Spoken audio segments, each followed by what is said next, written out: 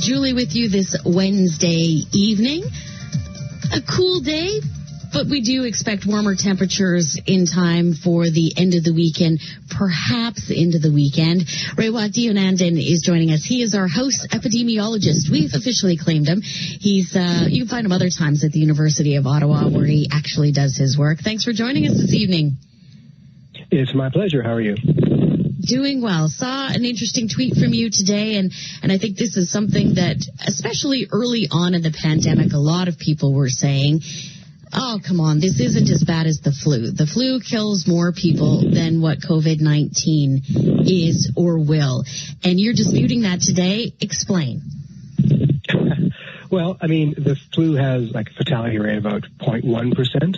And in the best case scenario, COVID probably has a case fatality rate of 0.3%. Right now it's trending at 3 to 4%. So it's automatically more deadly. But more importantly, it's really more infectious. That means that more people will get it. Therefore, even though a low proportion will die, that pure number of people will be much higher. And also, they're doing so much quicker. So the burden on the healthcare system and the number of deaths are happening very, very quickly. In the flu, it happens over the course of the year, and there'll be fewer deaths. So it's as simple as that. It's looking at the numbers and graphing them on the same scale really brings the truth to the fore. Right. The numbers don't lie. So clearly that was one thing that you saw throughout all of this, and of course being on social media, seeing that people just weren't getting right. Is there anything else out there that's floating around that you say, I need to correct people on this? Oh, many things. One, of course, is that it only affects old people. That's not true. We're seeing a fair number of younger people getting the disease, but also dying of the disease. It's still mostly an old person's thing, but the young people are definitely vulnerable. As well, the underlying conditions like asthma, diabetes, obesity, all these things are preconditions for getting the disease. So not just old people are at risk. As well, it's asymptomatic carrying. That's the biggest problem here. If people would say, well, that guy over there, he looks well, he probably doesn't have the disease. But the people who are transmitting the disease and getting it are people who aren't symptomatic at all. That's what makes this so dangerous. It's an asymptomatic pandemic. So we have to treat it differently, and we have to think about it differently. It's silent and invisible in many ways. So if people are carrying this and transmitting it when they're asymptomatic, how can we really know how many people have it if, for example, in Manitoba, they're only testing people that have symptoms? Yeah, there's a problem, obviously. Ultimately, we're going to have to deploy something called the serology test or the antibody test on a wide scale to figure out the exact prevalence. We call it a seroprevalence of the disease in the population. Some countries are doing that already. Most notably, Iceland has a random selection of their population. And we're going to do that eventually, probably sooner rather than later. Health Canada is trialing a number of serology tests to see if they're good enough to deploy in the Canadian population, but that's what it's going to take. And the numbers coming out of places like Germany and Iceland suggest anything from 1 to 3% of the population may have it already. So that's what's going to happen, and that's pretty much the only way we get back to normal is when we start spreading around these antibody tests and rapid response tests. What's involved in doing that? In the deployment or in the actual taking of the test? So in the deployment of it, it means putting it in the right, well, there are a couple ways of doing this. The way Iceland does it, which is the way we're going to have to do it in some capacity, is a random selection of the population. And that may entail mailing out kits to people's homes. The Americans are thinking about that as well. As far as the rapid test goes, we have one that's coming on the market very soon out of Ottawa, a Spartan Biosciences test. This one supposedly can give a result in less than an hour on site. So imagine in hospitals, long-term care facilities, schools even, if everyone coming into the building gets an immediate test and they're told in minutes if they're positive or not, and that determines if they're allowed entry into the building or not. So that's how we're going to get a handle on who has it, and also how we're going to handle on how to prevent other people from getting it by doing intense testing, contact tracing, and isolating only those who are carriers. And we're doing a good job on that side, but the other type of testing, you know, we have to do that at some point. You talk about a representative sample. I know how it works when we poll people for opinion surveys. Is it the same type of way that you would do it? You take a representative sample of the population? Yeah, it's similar. It's similar to that. I mean, ultimately, we'd want to test everybody. I think it may come to that at some point, but to get a handle on the exact prevalence, we need a random representative sample. And it will have to be done on a regional basis. For example, in Winnipeg, we do a percentage of the people randomly distributed in Winnipeg, and we do it again for a different city, and so forth. Yeah, it's not quite like a poll. It's a different, sampling strategy, but that's going into the statistical woods that nobody really cares about.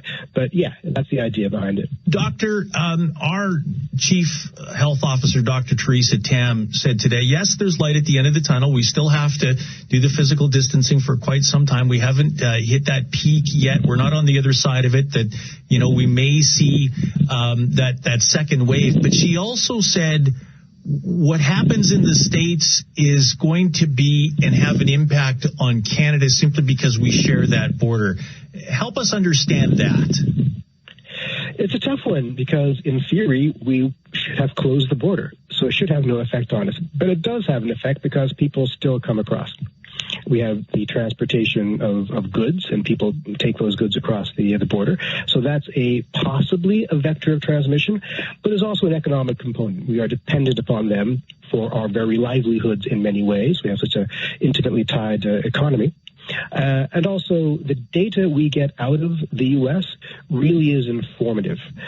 We know about their testing strategies, therefore their responses to testing, therefore their likely prevalence. The Americans represent an enormously rich data set that can drive our policymaking quite well. It may not necessarily drive our pandemic, but it may drive our decision-making. With us is Raywat Deonandan, an epidemiologist from the University of Ottawa.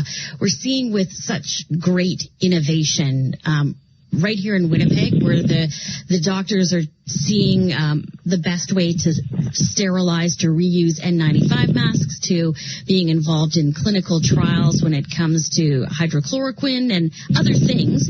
And then, of course, we're seeing on the tech side how the CUBE tester has now been approved by Health Canada. So we're seeing great innovation in our country. How do you think the pandemic will innovate what you do? Or do you think it will? Wow. Well, one of the first things is that people don't ask me what I do anymore. They know what an epidemiologist is. It used to be you go to a party and they think you're a skin doctor. So there's that, which is quite nice. But also, it may drive my profession more towards infectious disease thinking and less towards chronic disease thinking. But it takes us less about my profession and more about the focus of public health in general. In Canada, we've been focused more on chronic diseases like obesity and diabetes and things like that. And we've sort of taken our eye off the infectious disease ball slightly. And this is an opportunity now to harden our system against the next pandemic, because the next one is coming. And one of the things we have to do to prepare for the next one is surveillance. And that word simply means set up systems to detect the occurrence of new cases of new infectious diseases when they happen. And this has to be a global approach. We've been putting forth proposals for this sort of thing for decades, and now the world may wake up to its necessity. And it's a cheap way of preventing catastrophe. And I think people are listening at last. It's certainly been fascinating to study, and do you think that some of these innovations will ultimately, and I'm thinking of the little CUBE device, so that it means allegedly more testing and more quickly could give you better data, because your numbers are only as good as the data that you're given. That's exactly right. And there's also a problem with sensitivity and specificity, as we call it. These are our diagnostics of the test itself. You're probably aware of the common swab test being used in most of the clinics and hospitals in Canada. It has a fairly high false negative rate, which means that you may test negative for it, but it may not be a true negative. You may actually still have the disease. This is problematic for a number of reasons. Most commonly, people who are recovering from it, sometimes we think they've recovered, but they haven't really. So the testing being done for the CJOB device, as you call it, has a lot to do with measuring its sensitivity and specificity to make sure it is reliable. But when that thing hits the market, it's going to be quite powerful. We have some other testing capacities out of places like Abbott Lab, which has a 15-minute turnaround, and of course the serology test. These are literal game changers. It means, like right now, if you send a test to the lab, it takes sometimes 5 days or more to get your results back. So the data we see in our epidemic curves has a lag of 5 days or more. That's not compelling. If we can get real-time data, well, that changes everything. It also, again, allows you to go back to something resembling a functioning society when you can be confident that the people you're interacting with are negative because they will have been tested before your very eyes in real time. So that's what I mean by game-changing. It allows us, again, to sort of put the power back in people's hands to navigate this disease on their own terms to some capacity. And I can see this being particularly powerful in places like long-term care facilities and in schools. Well, I think the numbers predict that we will be speaking with you again before this is over. Raywat, we always appreciate you popping on with us. Thank you. Bye. Raywat Deonandan is an epidemiologist at the University of Ottawa. Dealing with all those clogged toilets.